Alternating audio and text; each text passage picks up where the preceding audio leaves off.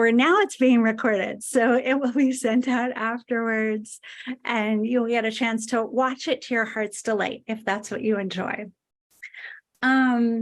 So feeling for what's moving in your body underneath, like from the neck down. What feels hot or cold? What feels tight or loose? What parts of your body are tingling, and what parts maybe you can't feel this morning? Yeah. And then if you want to bring a hand to your belly, letting your thumb rest in your belly button, the rest of the hand rests below. Just let your attention drop from the thinking self, everything you've been doing up until this moment. Coming into the feeling sensation self. We center to get more present, more open, and more connected with ourselves, with what we care about, and with the world that we're trying to create.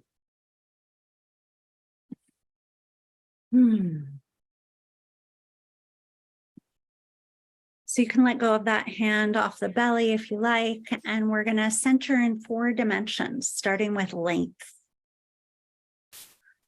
So just take a minute here and let your feet drop into the floor, let your butt drop into the seat, and just let yourself release down.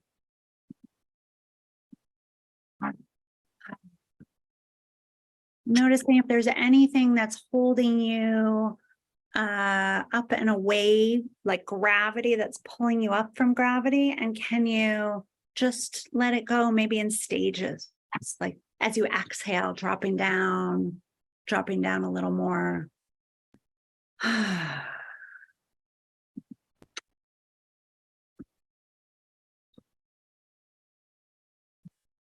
And as you're dropping down, start to get a little more space between the vertebra and your spine.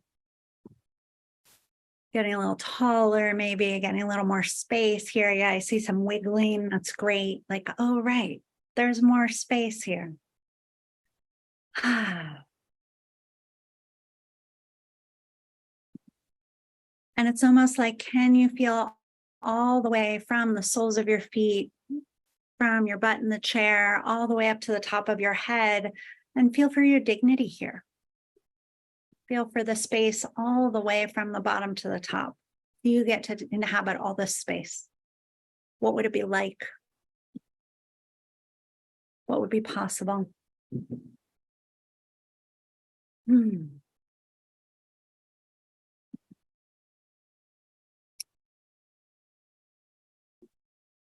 And then let's layer onto this length that we're expanding into some width. So you can extend your arms out if you like. You can open and close your hands. You can open and close your eyes, looking beyond the screen, maybe yawning. All right.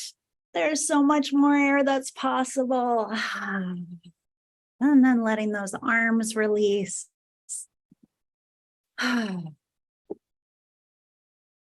Your width is our connection. So it's sort of like there's a center line in the body. Can you feel, sense, or imagine yourself expanding out to the edges? Feeling for the edges of your feet, like the pinky toes, the outsides of your knees. Feeling for the elbows. When you get up to your chest, as you exhale, it's almost like a fan being opened up, that you could get a little more space between your shoulder blades. And then do that again and just get a little more space between your shoulder blades and the back. I guess it would be shoulders in the front, shoulder blades in the back. Starting to let them a little more light and color in from the edges of your eyes, the outside corners. Let your jaw relax. And feel for some of the connections in your life. The people you can imagine standing or sitting shoulder to shoulder with. people in your family, people in your community, people you do organizing your community work with. Like they're close enough you could feel their warmth. Yeah. And then let's layer on to this length, this width, some depth. So you can try rocking forward and back a little bit on your feet or in your chair. And just find the spot right in the middle where you're balanced from front to back, from side to side.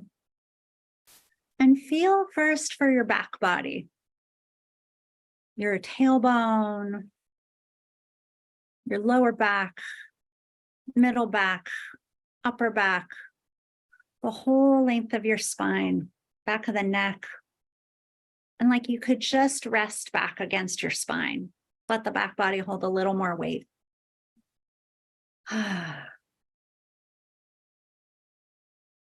And then feel, sense, or imagine that there are two hands right against your back. Hands of ancestors, people in your family or your bloodline.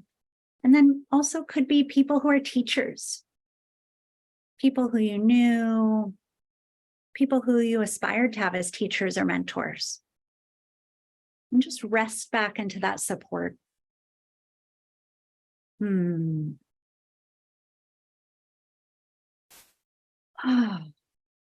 let some of your attention stay there on the back body and start to move through to the front body, through your lungs, through your throat, through your cheeks, coming out into this moment. I'm feeling for this next hour together, this new month of May.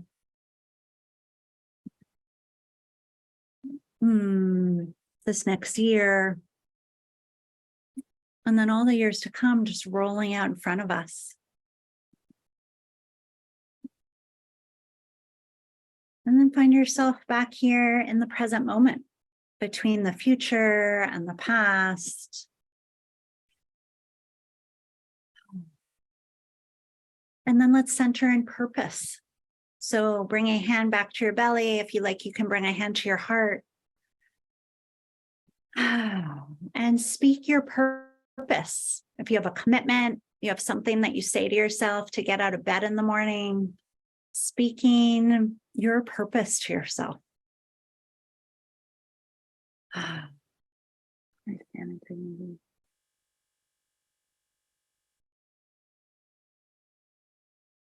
Letting yourself be shaped by your purpose. And making your way back to the group in your next few breaths. Taking a minute here in the chat just to share a word or two for your mood. What do you feel inside your body now? Any mood except tired, welcome. We're all tired. Lisa and I were talking about that before we got on. So any other mood, what are you feeling in this body right now?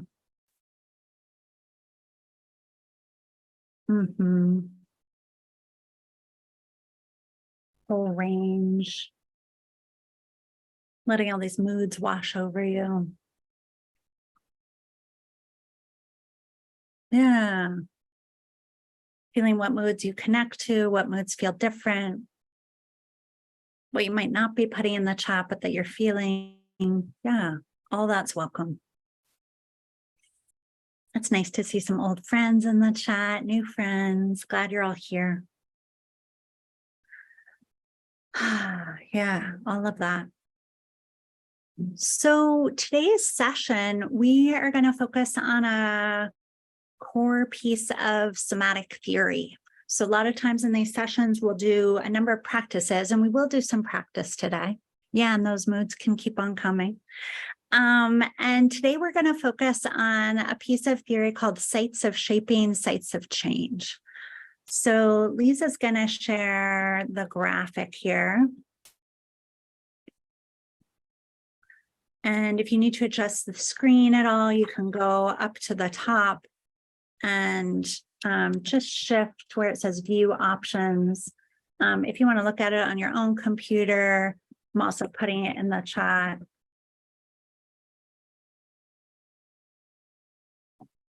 Awesome. So you can fit it to your window or make it a specific size. Either of those is great. And, you know, this image was created by Alan Gregg and Generation 5. Generation 5 is a organization that exists in volunteer form, but it was really created to end childhood sexual abuse in 5 generations. And so part of the idea of this piece here is how do we really start to look at the ways in which we've been influenced and shaped by lots of different experiences at many different levels. We learn practices and we adapt at all of these different levels, and we both are shaped by them, and then we also shape them back. So that's why it's called sites of shaping, sites of change. You know, one of the things that we know is that our current social institutions, the conditions that we live under, the norms, doesn't grant everybody the same safety, dignity, and belonging. So we want to look at this and look at who has access to safety, dignity, and belonging, and what would it take to change it so that everybody has access. Because we know that we're shaped by the rules of an unequal game. Oh, such a good question in the chat. Why tired? You know, the main reason is tired can be a default as a mood. So we can default and just say, I'm tired, because that's right at the surface. And so we want to dig a little deeper to like, what's a mood that might feel a little something that we're less in touch with. Yeah. Thanks for asking that. So, you know, one of the things that we want to look at when we're looking at this piece around sites of shaping and sites of change is how are we shaped at many different levels? And through somatics, one of the pieces that we really realize is that we're shaped, our moods are shaped, our stories, our histories. And so part of what we're looking at here is how do we start to recognize the ways in which we're shaped, start to be able to name and articulate it. And then as we're building our competency to feel what's happening in us, how can we also start to feel what's happening in other people around us? You know, to me, I will also say that I think this is a very US-based model in terms of how we look at it, because the individual is at the center. In other cultures, spirit and landscape or community might be at the center. So just want to invite us to have an expansive view as we look at this. And you can think about, because I know we have people from around the world, in your community, what would be the center of the image? So we're going to start and just look at all of these different levels. And I'm going to ask for some participation and for folks to come in with some examples of these as well. So one of the things that we know that I want to say before we start is that, you know, the smaller the circle in this image, the more that we are able to change it. And then the bigger the circle, the more people we need to change it. So when you think about social movements, one of the things that we want to think about is, oh, right, that's something that we need a lot of people to make change happen. Right now in the United States, there's a writer's strike happening in Hollywood and anywhere where TV shows and movies are written. And we're seeing this moment of solidarity where all these other unions are coming out in support of the writers. So it's like, oh, that's something to get better wages, to get respect and dignity for workers. We need a lot of people to make changes happen. So let's start with the individual, not because it's where we always want to start, but in this graphic, it is our first circle here. And this is really like the constitution or the nature that we might be born with. So you could think of this as genetics. You could think of this as personality. You could think of this as karma, but it's like our unique nature. Can other folks still hear me? If you can hear me, just give me a little thumbs up. Yeah, awesome, great. I think it might just be you, Meg and Joe. So individuals, you can think about like babies. Some babies are very colicky, some babies are very calm. I don't have a baby in my life on an everyday basis, but I have a puppy. And every time we meet new puppies, they have really different personalities that are very evident. So at the individual level, you can think about the ways in which you are shaped, the ways in which you came out. So maybe one thing to think about here in the chat is, what is something that you feel like you arrived with? What is some gift? What is something you arrived with? Optimism, yeah. What else?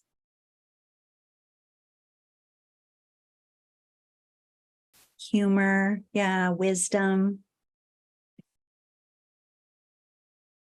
Yeah, all of these. Capacity to love, curiosity, adaptivity, love it. All of these, yeah. A sensitive nervous system. I feel that, Yolanda. Intuition, yeah. Life. All of this. Awesome. Yeah, so those can keep coming. So at that individual level, right, it's like there are some things that come in with us. And then as we expand out, there are some places where we're shaped by our families, by our intimate networks, right? So these are some of the people who are around us every day. The people who lived in the house with us, the people who were close to us growing up. I grew up on a farm, so I was surrounded by my family and then a lot of animals. They were in my intimate network. So I was really shaped by like, oh, right, what's it like with the cats and the dogs? What's it like with the cows? How do I get to feel those? And how did that shape my nervous system, the way I react to people, the way I respond? And I think part of what we want to think about in this family or intimate network is that it goes beyond just, you know, the nuclear family, which is a construction of capitalism of like, it has to be just a couple people raising every child, but knowing that some people grow up in more expansive intimate networks with cousins, with other folks. There you go, Sarah, UK. I'm not the only one who grew up on a farm. I like to hear that. Oh, Linda, such a good question. How do we see, feel, sense our shape or the shape of others? Oh, it's such a good question.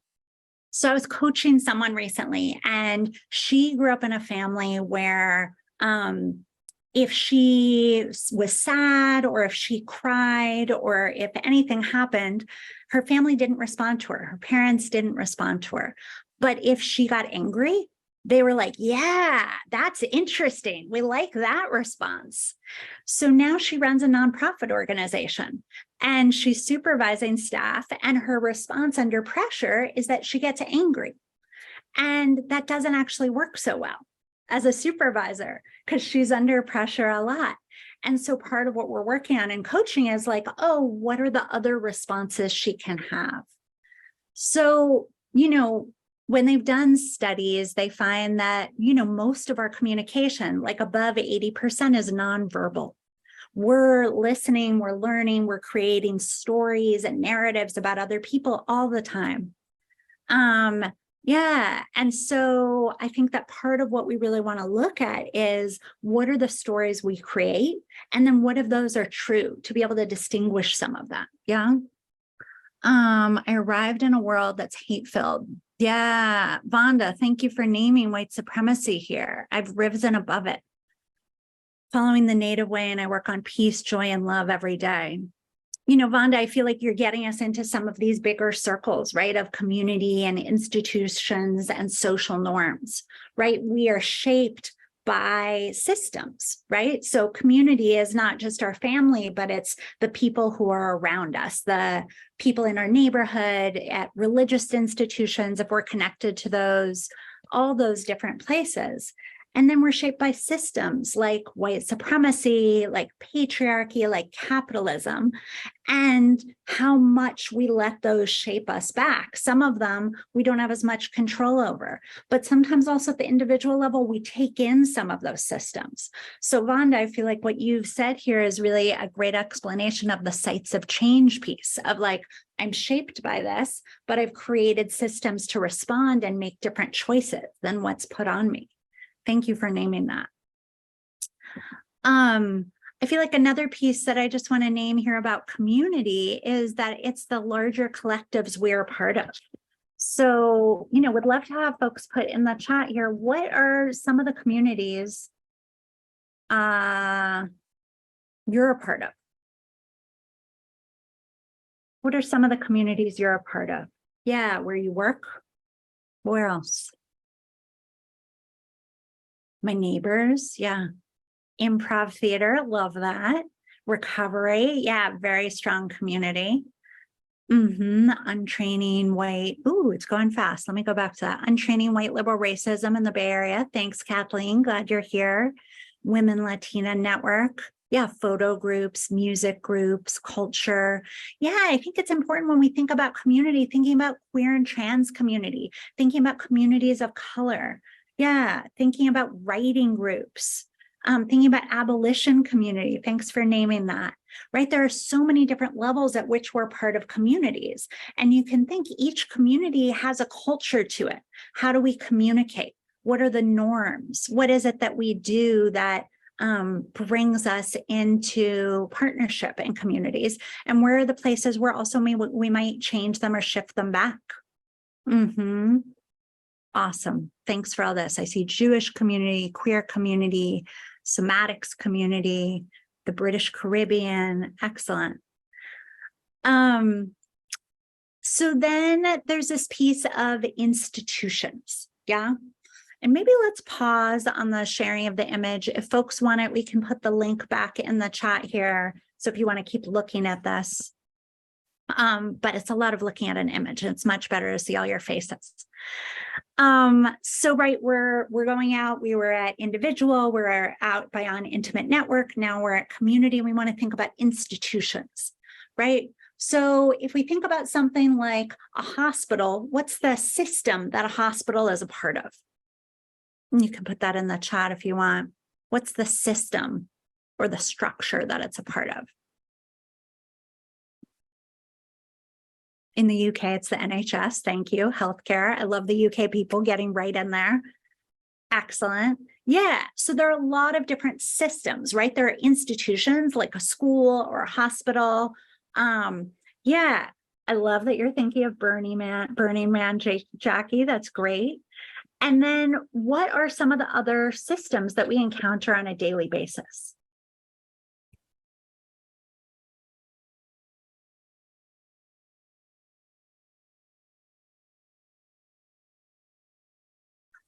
Yeah, religion, education, government, schools, media, laws, all of that. You can keep those coming.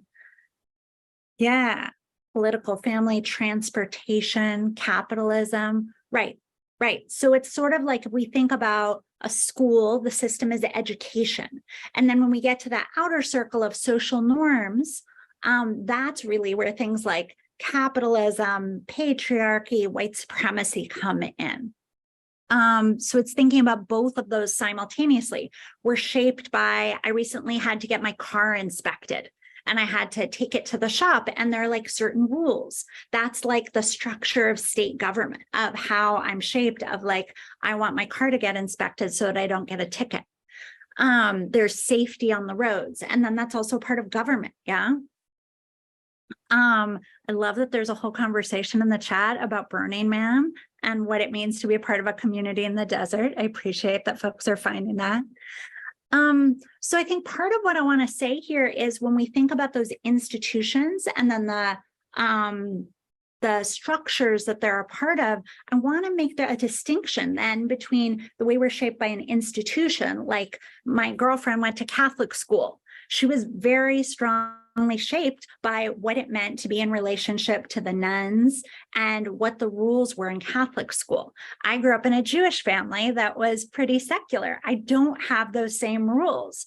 So when I talk about cleaning something up, it doesn't involve the same level of intensity that it does for her. I don't know if anyone else comes from Catholic training like that. She calls herself a recovering Catholic.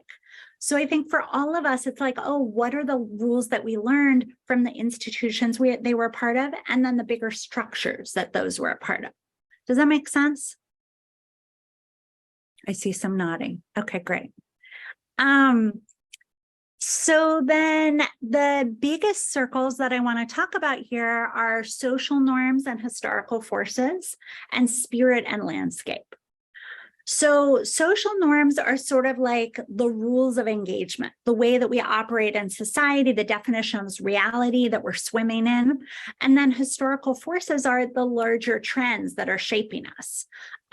So there's a number of things we can think about in this, right? We can think about when same-sex marriage was illegal in the United States or in other countries. We can think about slavery, about Jim Crow, about the Nazi Holocaust and other Holocausts, yeah?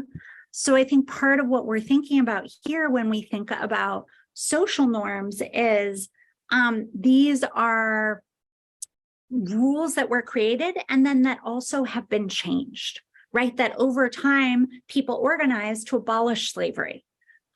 People organized to change the rules around gay marriage or same-sex marriage.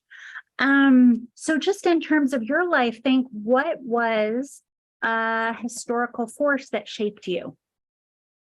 What was a historical force that shaped you? And you can drop that in the chat. If someone wants to come off mute and share, you can raise your hand and we'll unmute you. Colonization, attitudes towards women, the Nazi Holocaust, COVID, definitely. Yeah. White supremacy, World War II, civil rights movement, immigration.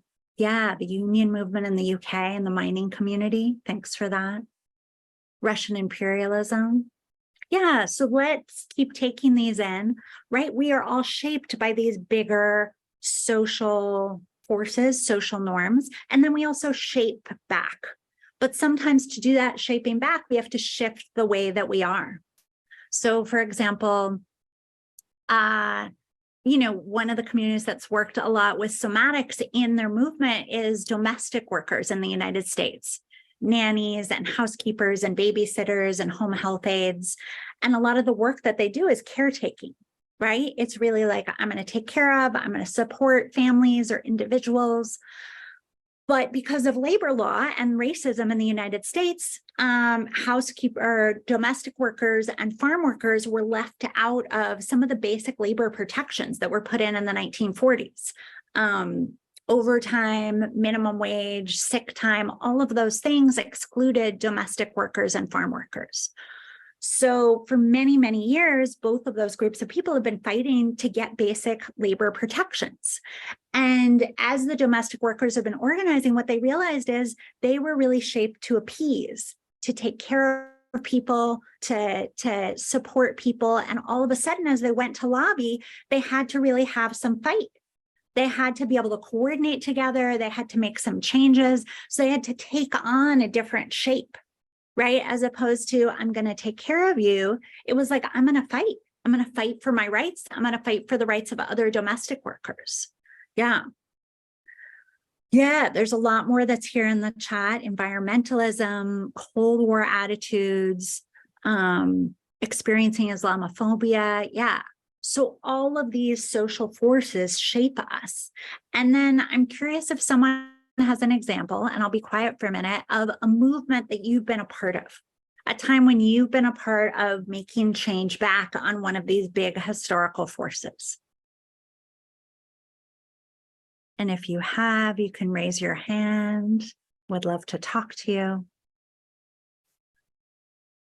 Anti-apartheid. Tammy Johnson, do you want to come on and tell us a little bit about that? I know you have a lot of good things to say, but I don't want to put you on the spot if you don't want to be. Hello, Dar. So good to see you. It's been a while. So good to see you. Hi, friend. Yeah, I was in college during that movement. It was a movement to divest college investments from um, South Africa in order to fight apartheid. Um, and it gave me a global view of what racism looks like systemically. And Mm, it also shaped my view of how racism looks here in the mm, US as well. mhm, Um, and it also shaped my view of solidarity from being mm. very insular to really broadening that sense of an activist community and who that is. Yeah, Um, so yeah, it did a lot for me in that way. yeah. Thanks for sharing that, Tammy. Can I ask you a question about it? Sure. Yeah. Do you remember, like, were you a part of like a planning committee? Were there big actions? Were there small actions? Like, what did it feel like to be in some of those spaces? Yeah, I was on the planning committee at my college at University of Wisconsin, Milwaukee.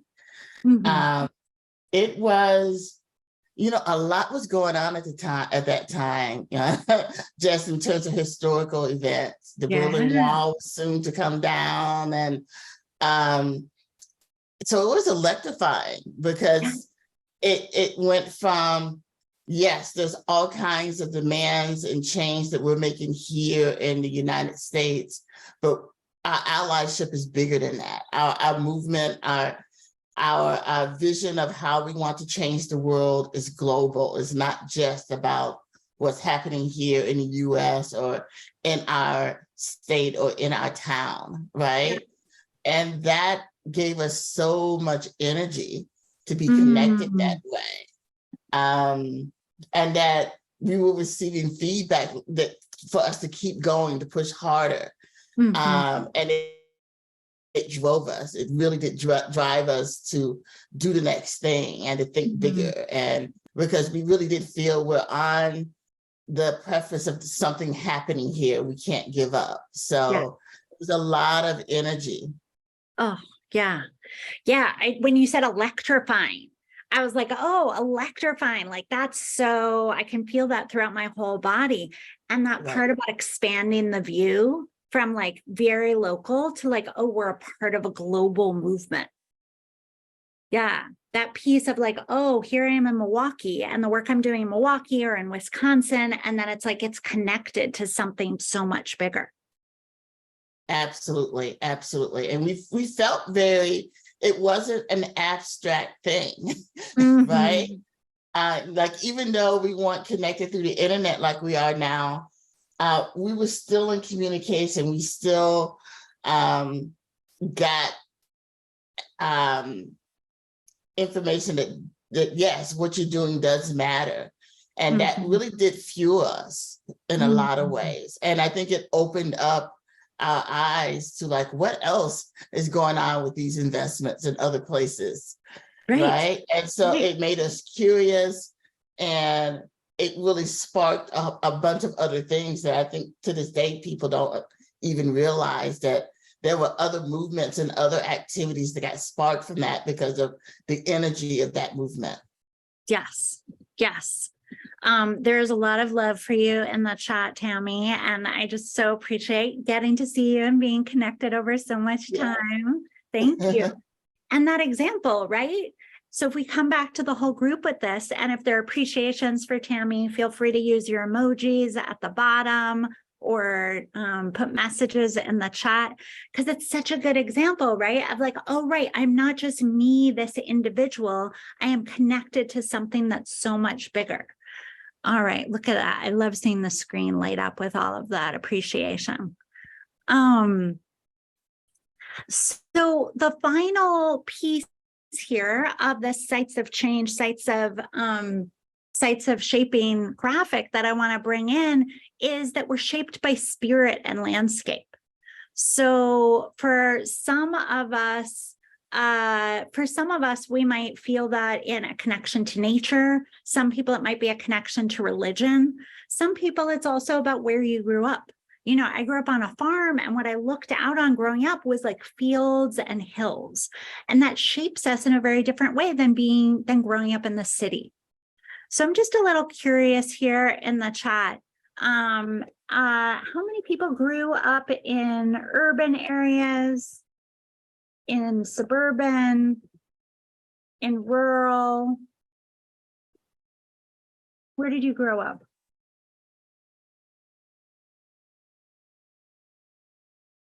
Some rural, some suburban, working class suburb.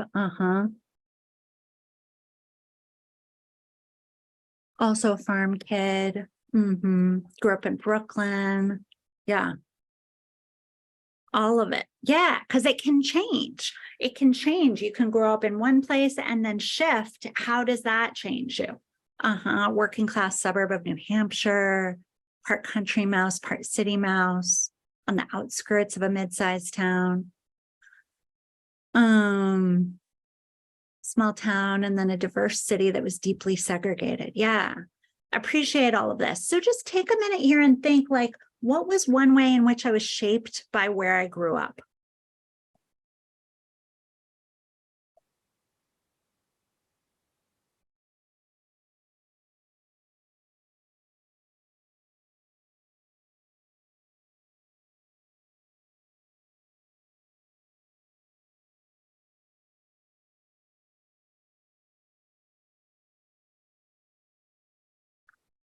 The ability to take up space, lack of exposure to other races and communities, shaping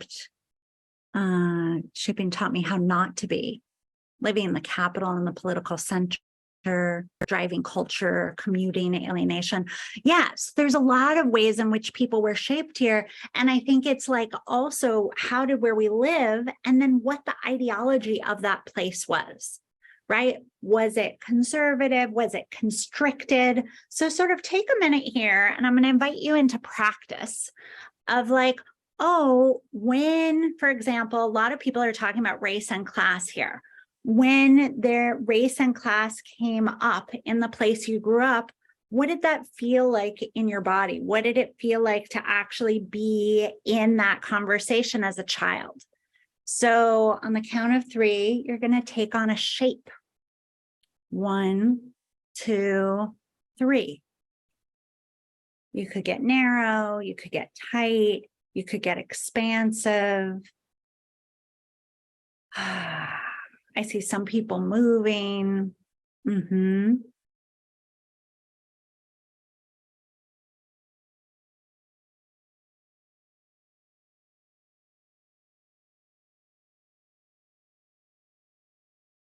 Awesome. And you can let that go. What did you notice in taking on a shape? What did you notice?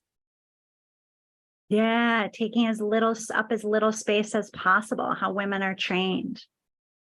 The desire not to change shape. Loss of connection. I felt tense, contraction, relaxed. So notice the difference, right? Like what felt contracted, what felt expansive or relaxed. Frustration, ashamed. So this is part of what happens in these systems, right? In these systems that limit us, is that part of it is about disconnection and alienation. There are very few of those social norms that are about connection. And so part of what we're looking to do in somatics is how can we bridge some of those divides that we've been taught that artificially separate us? Yeah, grief, shame, longing, all of that. So it's like, okay, we're shaped by this. How do we make choices to shape back? What are the things that we do to be different in this? Yeah. I'm curious if there's anyone who wants to come off of mute, just to share a little bit about what you noticed in that brief practice of like, oh, what does it feel like in me?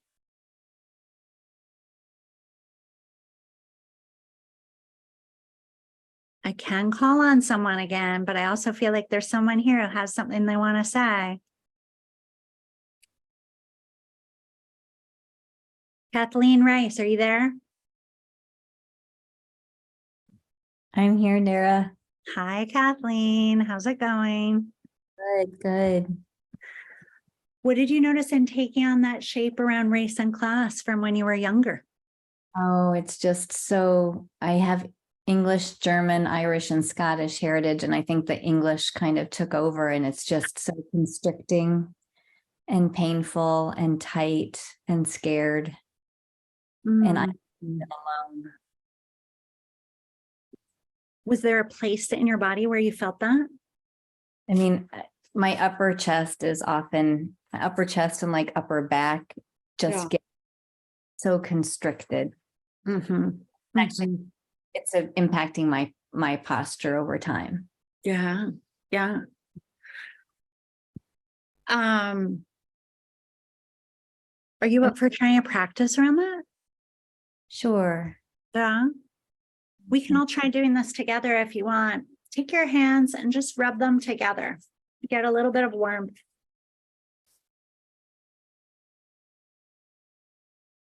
And then just bring them to the tops of your shoulders.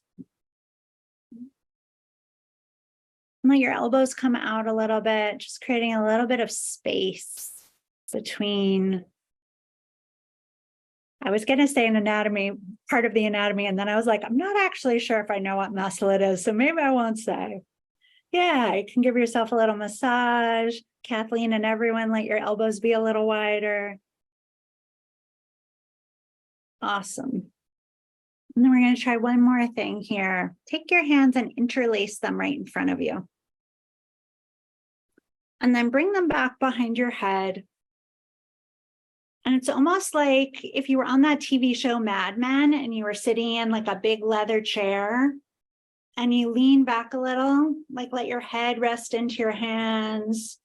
Let your hands push towards your head. Let your elbows move out. Let your chin drop a little bit.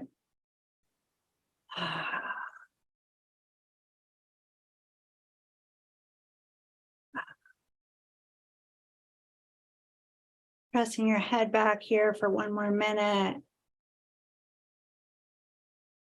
And then letting that go carefully. What do you notice here, Kathleen? Well, as soon as I put my hands on my upper back, I started to cry. Just like giving that part of me some attention. It just felt like it was crying for that. Yeah. Yeah. And then the other posture, I felt more sensation in my arms, like tingling. Yeah. Do you have any sense of like, if you were to bring a little more care to this area, to this tightness more regularly, what might be possible? Yeah, I mean, just so much spaciousness, just gentleness with myself and other people. I got shaped around a lot of shame growing up. So yeah, I think there'd be a lot more self-compassion and compassion for others. Yeah. Yeah. I want that for you. I want that for all the organizing that you're doing. Yeah. Can I offer you a potential practice? I love that. Yeah. And for anyone who wants to join in this, just every day, 3 times a week, maybe, just bringing a little bit of heat, a little bit of attention right to that area and being like, I'm checking in. Like, oh, what's it like today? Yeah. Thanks, Kathleen. Thank you. Yeah. There's a lot of appreciation already for you in the chat, Kathleen. You can take that in if folks want to put notes or use your emojis. Yeah, feel free to do that now. We are almost at the end of our time here, so want to make a little bit of space for questions. Yeah, thanks folks for being here. We have about 10 more minutes and just wonder what questions come up for you about sites of shaping. Yeah, I see Megan May. Hi, yeah, thank you so much, and thanks for everyone that shared. I was curious how this kind of physical practice of bringing attention to maybe where sites of shaping are held in our body relates to like pushing back on the shaping that come from the larger structures. Yeah. Oh, such a good question, Megan. So, in this form of somatics, in this stream, we really hold that the body opens on yes. And that isn't just our body, but it's also bigger bodies. So if we think about making change happen, if we're holding in our body that kind of tension or constriction, I know that Kathleen does a lot of work around racism and fighting white supremacy, and that from our conversations, if she is tight, and Kathleen, is it okay if I speak about you in the third person for a minute here? Yeah. If she's tight, if she's constricted, it's going to be harder for her to reach other people. It's going to be harder for her to be in conversation and partnership. So it's like, oh, if we're doing our own healing work so that we can be more relaxed bodies, that then is an invitation to other people to join our movements, to join the ways in which we're making change happen, and then to have a bigger impact out in the world. How does that land on you, Megan? Yeah, I think it's really interesting to think of like the state of our bodies as an invitation. Yeah, it is, right? It's like if we think about our movements as an invitation, sometimes, particularly I come out of social justice movements and we can be like, we all have to use the same language, or sometimes people can feel that way, particularly when they're newer. It's like, this is the way we do things. And we really want to be an invitation to other folks to join what we're doing. And so the more relaxed we are, and that doesn't mean that we're not rigorous, right? So it's like that balance of love and rigor. And sometimes that can feel like a contradiction, but it actually can be an invitation of like, oh, you're coming into a movement or a cause or an issue where there's both a lot of care and there's some riverbanks. Like there's a way that we're moving forward towards, addressing climate disaster, towards getting more rights for workers, towards fighting racism and white supremacy. Thanks for that question. Any other questions here? We probably have time for one more before we close and move to announcements. Yeah, thanks for asking that, Megan. Any other questions, either in the chat or if you want to unmute yourself?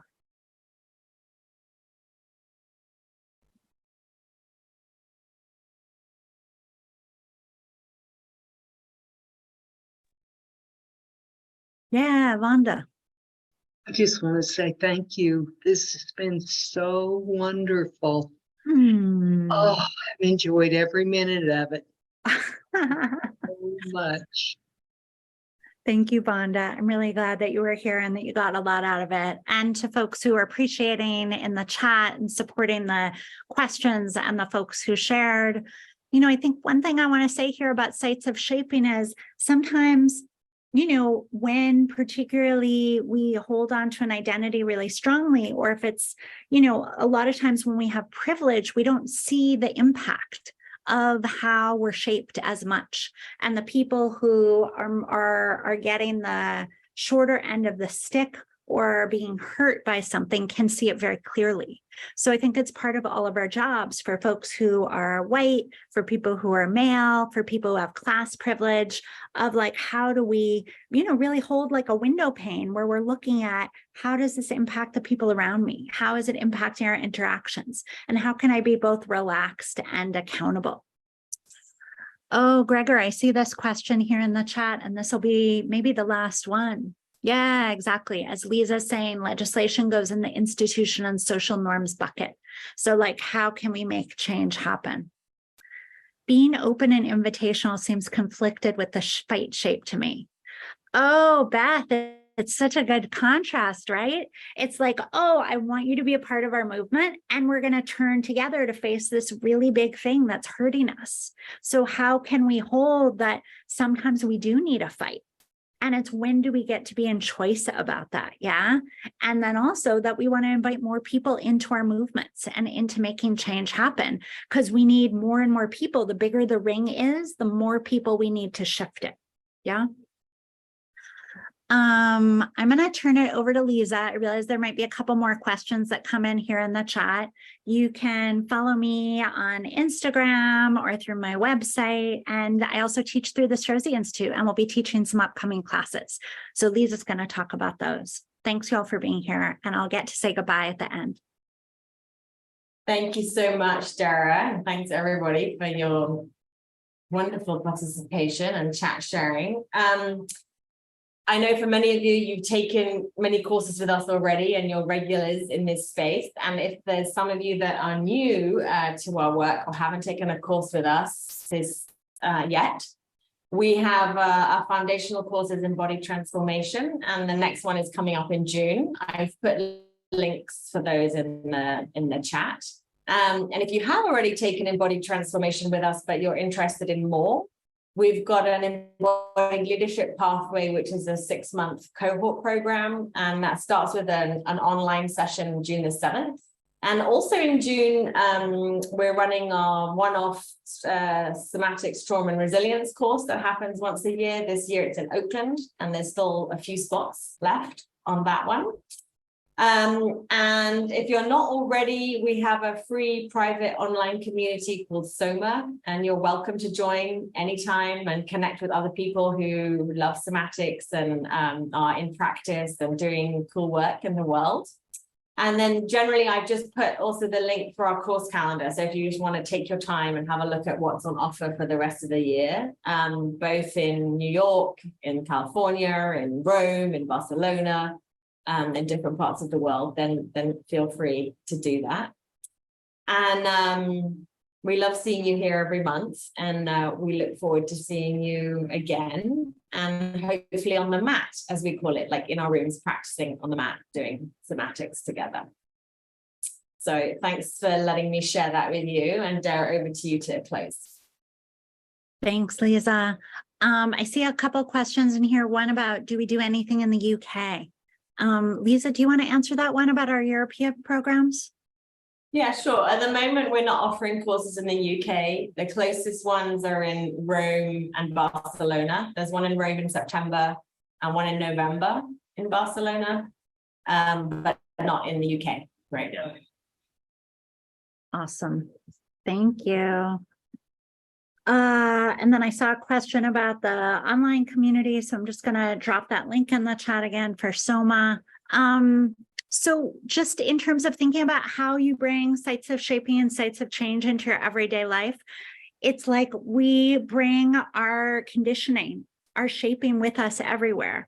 And if the body opens on yes, it's not going to open by being like, oh, I got to change this. But it's more like, oh, what's the invitation to ourselves, right? Like, oh, what is it like to, see the homeless person on the street and have a real interaction with them, if that feels possible, to be in relationship with our neighbors, to join up with a community group in your area. So really just the invitation to keep bringing an analysis about how power plays out, how it plays out within your body, and then what you need to practice, not just the unconscious habits, but the choiceful practice to do something different. Thanks, y'all. If you want to do a closing mood check here in the chat, word or two for how you're feeling. Still tired isn't an option, but we know we're all tired. What's your mood as we close?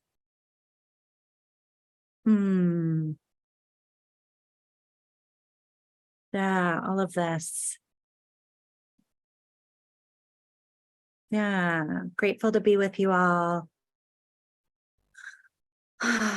Yeah, rigorous, nice, tingly.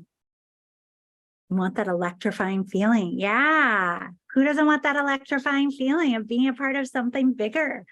Thank you so much, y'all. It was great to be with you. I will look for you online on Instagram or LinkedIn or wherever you happen to be. And hopefully, as Lisa said, on the mat. I'm leading the course in June with a great team, and it would be awesome to have you there if you haven't been through embodied transformation. Thanks, y'all. Take care, and I'll see you soon. Bye now.